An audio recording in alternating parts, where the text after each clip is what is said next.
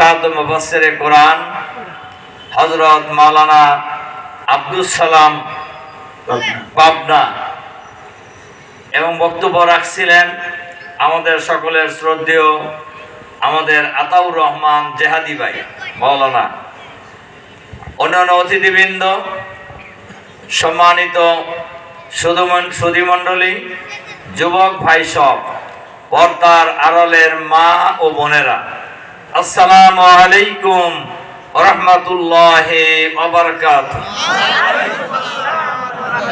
আল্লাহ তাআলার দরবারে শুকরিয়া, যিনি মেহেরবানি করে অনুগ্রহ করে আজকের এই তাফসিরুল কোরআন মাহফিলে আমাদেরকে উপস্থিত হওয়ার সুযোগ করে দিয়েছেন। এজন্য এই মহা মনিবের দরবারে আমরা শুকরিয়া আদায় করি। আলহামদুলিল্লাহ, আলহামদুলিল্লাহ। যদি আরেকটু মহব্বতের সাথে আওয়াজ করে বলেন, গুনাহ হবে নাকি? আমরা সবাই মহব্বতের সাথে বলি আলহামদুলিল্লাহ। দরুদ ও সালাম আমাদের নবী ও নেতা জনাবে মুহাম্মদুর রাসূলুল্লাহ সাল্লাল্লাহু আলাইহি ওয়াসাল্লামের প্রতি। সম্মানিত সুধীমণ্ডলী, পর্দার আড়ালের মা ও বোনেরা, আল্লাহ তাআলার বিরাট মেহেরবানি,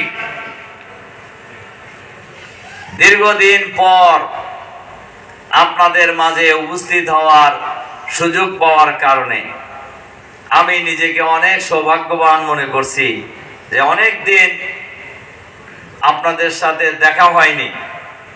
বলা যায় 15-16 বছর আমি তো উল্লাপাড়ায় আসতে পারিনি। আপনারা তো জানেন সেটা, আসতে দেওয়া হয় নাই।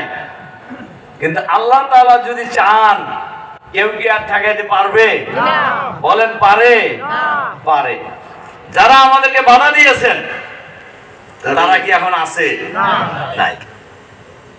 এই জন্য কোন জিনিসই বাড়াবাড়িটা মোটেই আল্লাহ তাআলা পছন্দ করেন না। রাসূল সাল্লাল্লাহু আলাইহি সাল্লামের একটা হাদিস আছে, ইত্তাকুজ যুলমা যুলমাতান ইয়াউমাল কিয়ামাহ, জুলুম থেকে তোমরা বিরত থাকো, কেননা কিয়ামতের দিন এই জুলুম জালেমের জন্য অন্ধকার হয়ে যাবে। শুধু কিয়ামতের দিন হবে, দুনিয়ায় অনেকের জন্য অন্ধকার হয়ে গেছে না? সম্মানিত সুধীমণ্ডলী, মা এবং বোনেরা, আল্লাহ তাআলা এই পৃথিবীতে আমাদেরকে আশরাফুল মাখলুকাত হিসাবে সৃষ্টি করেছেন। আশরাফুল মাখলুকাত মানে কি? সৃষ্টির সেরা। সৃষ্টির সেরা কারা? মানুষ। আবার এই মানুষ সম্পর্কে আল্লাহ তাআলা বলছেন, উলাইকা কাল আনআম বাল হুম আদল, এরা হলো চতুষ্পদ জন্তু এবং তার চাইতেও নিকৃষ্ট। একই মানুষ সম্পর্কে দুই রকম কথা বললেন কেন আল্লাহ? এটা একটা প্রশ্ন তৈরি হয় না? বলেন হয় কি না? একটু শোনার জন্য, মন অজুসকারে শোনার জন্য আমি বলি, আশরাফুল মাখলুকাত সৃষ্টির সেরা হলো তারা। এই পৃথিবীর সৃষ্টিকর্তা কে? আরো চিল্লায় বলেন কে? আমাদের সৃষ্টিকর্তা কে? আমাদের পিতা মাতার সৃষ্টিকর্তা কে? পৃথিবীর সব কিছুর সৃষ্টিকর্তা হলেন আল্লাহ তাআলা। এই আল্লাহর বিধান যারা মেনে চলেন, আল্লাহর নিয়ম যারা মেনে চলেন, তারা হলেন সৃষ্টির সেরা। সুবহানাল্লাহ বললেন না একবার? আর আল্লাহর বিধান যারা মানবে না,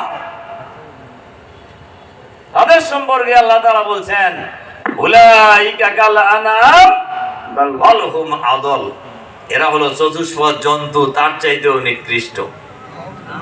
তিনি কত বড় নেতা, কত বড় নেত্রী, কত বড় কোটিপতি, কত বড় ইমাম, কত বড় খতিব, does not matter for Allah। আল্লাহর জন্য এটা কোনো সাবজেক্টই না। আল্লাহর জন্য এটা কোনো সাবজেক্টই না। আল্লাহ আল্লাহর কাছে সাবজেক্ট হলো আল্লাহর বিধান কারা মানতেছে এইটা। তাহলে আমরা যারা আশরাফুল মাখলুকাত, আমাদের আল্লাহর বিধান মানা উচিত কিনা বলেন তো দেখি? অবশ্যই মানা উচিত না?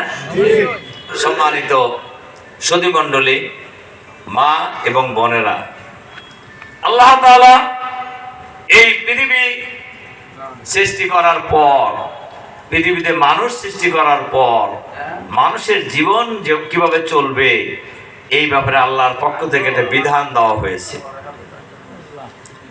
আমাদের নবী বিশ্ব নবী মুহাম্মদুর রাসূলুল্লাহ সাল্লাল্লাহু আলাইহি সাল্লাম হলেন পৃথিবীর সর্বশ্রেষ্ঠ নবী, সর্বশ্রেষ্ঠ নবী, সাইয়্যিদুল মুরসালিন, গোটা পৃথিবীর নবীদের সর্দার। সুবহানাল্লাহ বললেন না?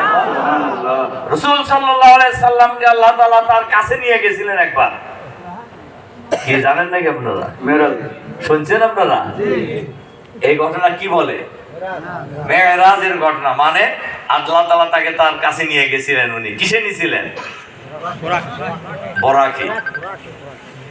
এই মেরাজে যাওয়ার সময় যাত্রা বিরতি করেছিলেন মুসলমানদের প্রথম কিবলা বাইতুল মাকদাস, যেটা আমরা বাংলায় বলি বাইতুল মুকাদ্দাস। এই দিকে এখন আমরা নামাজ পড়ি কোন দিকে মুখ করে? হ্যাঁ, বাইতুল্লাহর দিকে মুখ করে, কাবা ঘরের দিকে মুখ করে। তখন মানুষ নামাজ পড়তো কোন দিকে মুখ করে? এই বাইতুল মুকাদ্দাসের দিকে মুখ করে। এই মসজিদে যাত্রা বিরতি করছেন। যাত্রা বিরতির পরে, এত লম্বা কাহিনী, যাত্রা বিরতির পরে রাসূল সাল্লাল্লাহু আলাইহি সাল্লাম মসজিদে ঢুকেই দেখেন